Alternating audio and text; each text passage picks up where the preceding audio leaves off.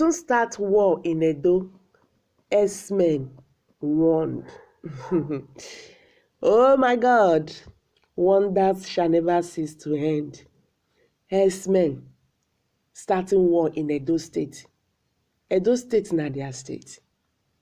You see the wahala when this government dey cause. I don't know as we take enter this problem. How long are we going to continue like this? Nobody is putting these people in check. Even their partners in crime from other countries are now everywhere, all over our forest. And this government is not perturbed. They don't care. They don't care what happened to the masses. We cannot sleep again with our two eyes closed here. We cannot travel freely without being kidnapped, without having the fear of being kidnapped on the way. These people have to do something about this. Nigeria does not belong to a particular set of people. Nigeria belongs to every one of us. We are not slaves in our father's land, and we can never be. But anyways, a day will come, these people will be placed in where they belong to. They are not God. Yes, God has the final say. And that day will come eventually. Hello everyone, you are welcome to Prospect Channel TV. Thank you very much for this coming out here. If you have not subscribed to this channel, please kindly do. And don't forget to click the bell icon. This is where you get notification whenever we upload any video from this channel. Thank you very much for this coming out here. God bless you. Now the news reads in detail. Gunmen believed to be herdsmen, kidnappers, have warned of impending war on Edo State. The armed men who abducted some travelers in Edo State sent a warning to the Nigerian police through one of their victims, Mr. Thangood Okuko. Thangood said the kidnappers said they were all out to kill any policeman on sight, and that they had already taken over Edo State and would soon start a war in the state. You can imagine this talk.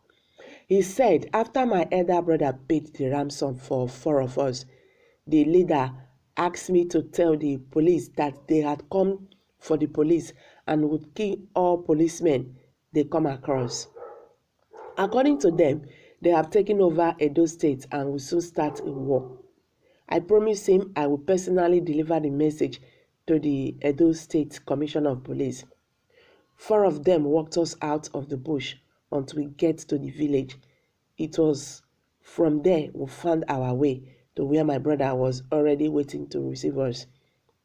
Before his release, Thangood had a hurling experience in the hands of the herdsmen who adopted him and others on the remote to Benin.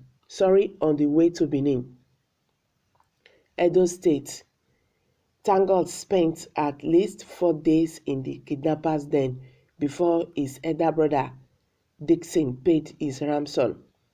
Before the ransom was paid, his kidnappers had forced him and other victims to drink tramadol mixed with water in place of food and watched them defeated and urinated on their bodies.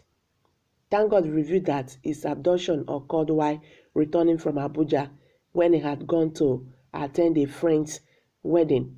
He explained that on December 20th, he boarded a Big Joe bus to Benin, but on getting to Ekpoma, the bus driver told all passengers that he would not go to Benin because it was already past 7 p.m. Due to the driver's announcement, some of the passengers, including Thangood, grabbed their luggage and boarded a Toyota Sienna heading to Benin. But moments after passing Eko area, the car was attacked by suspected herdsmen who shot sporadically. Thangood recounted, after taking our money and phones from us, the leader asked us to march into the bush. It was then I knew it was kidnapping, not robbery. Some minutes after we walked into the bush, the leader asked for the driver of the car. The driver identified himself. He was given a thorough beating and then allowed to go. In the process of marching us into the bush with gunshots, a pregnant woman fell down and cannot move. While they were trying to revive her, another passenger escaped into the bush. This made the kidnappers angry. They left the woman to die and continued to march us into the forest. God will never forgive these people. God, the wrath of God will never, the wrath of God will must find these people. They will never go free. They allowed the pregnant woman to die. Why not leave the pregnant woman? You kidnap a pregnant woman and you said God will continue to watch all your evil deeds. Is a lie. Your time is now and it has ended. Thank God remember that they trekked from 3 hours in the bush, crossing a river before ascending a hill, which took about 20 minutes to climb. They then descended into a thick forest. He observed that the kidnappers had a sign of communication and direction in the forest. The man noticed rags were tied to some trees in the forest with a sign. He said once we approached the tree, the kidnappers would flash the torchlight to identify the point that the rag tied to. This happens to the way. This happens in the way. So we moved on using some strategies to find a way in another instance. Once any noise was heard in the forest, the kidnappers would ask us to stop and then make a sound like that of a herdsman to cows.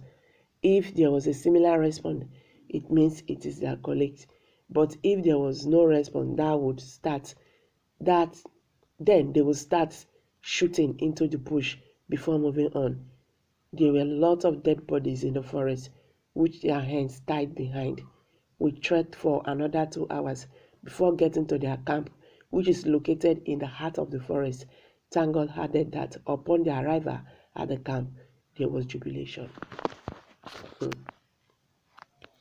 God have mercy. Hello guys. I'm going to drop it here for now. What's your take on this? Kindly leave your opinion below the comment section. Thank you very much for stopping by.